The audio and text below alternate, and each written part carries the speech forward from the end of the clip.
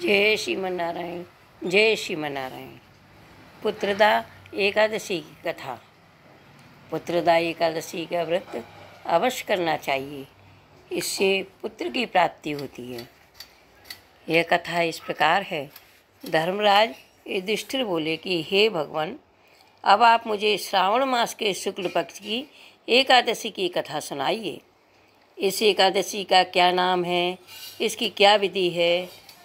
और तब श्री कृष्ण भगवान बोले, अब आप शांति पूर्वक श्रावण मास के शुक्ल पक्ष की एकादशी की कथा सुनिए। हम सुनाते हैं। इस कथा के श्रवण मात्र से ही वाजपेयी यज्ञ का फल मिलता है। द्वापर युग के प्रारंभ में महिष्मती नाम की नगरी थी। उस नगरी में महाजित नाम का एक राजा राज्य करता था। वह निपुत्री था, इसलिए वह सदैव दुखी रहता था। वह बहुत कष्टदायक रहता, उसे बहुत कष्ट रहता था इस बात का कि मैं पुत्रहीन हूँ। वह सोचता था, इस लोक और परलोक में दोनों में मुझे सुख नहीं है। राजा ने पुत्र की प्राप्ति के लिए बहुत यत्न किए, परंतु सब निष्फल गए। सब निष्फल गई। एक दिन उसने प्रजा को संबोधित सब प्रजा को बुलाकर और उनसे कहा, मैंने अपने जीवन में कोई पाप नहीं किए, किसी ब्राह्मण और देवता का धन नहीं ग्रहण किया, ना धन छीना, ना किसी की धरोहर छीनी। मैंने प्रजा को सदा पुत्र की तरह पाला है, कभी किसी से राग द्वेष नहीं किया, सबको समान माना है। इस प्रकार धर्मयुक्त राज्य करने पर भी इस समय महान दुख पा रहा हूँ। इसका क्या कारण है, मेरी कुछ समझ में नहीं आ रहा। राजा महिजीत की इस बात को विचारने के लिए मंत्री आदि वन को गए।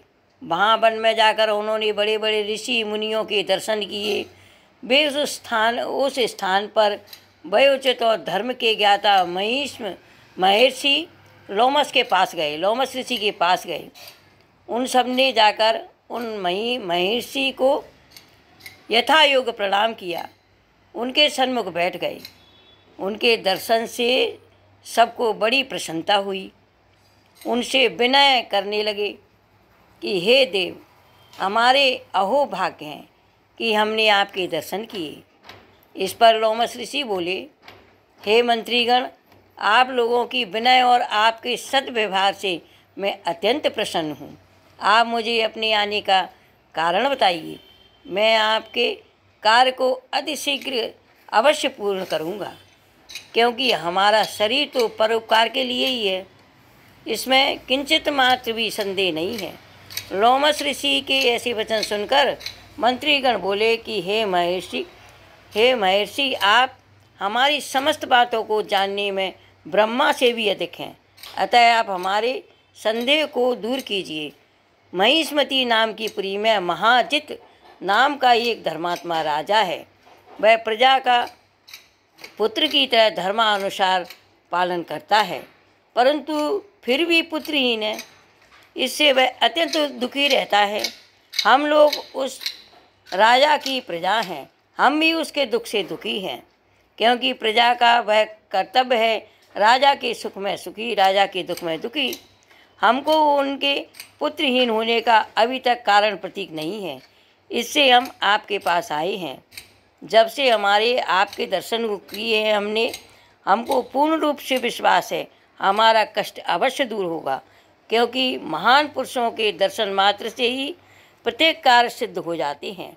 अतः अब आप हमको राजा के पुत्र ना होने का कारण बताइए। इस पर लोमस ऋषि बोली, एक क्षण के लिए नेत्र बंद किए और राजा के पूर्व जन्म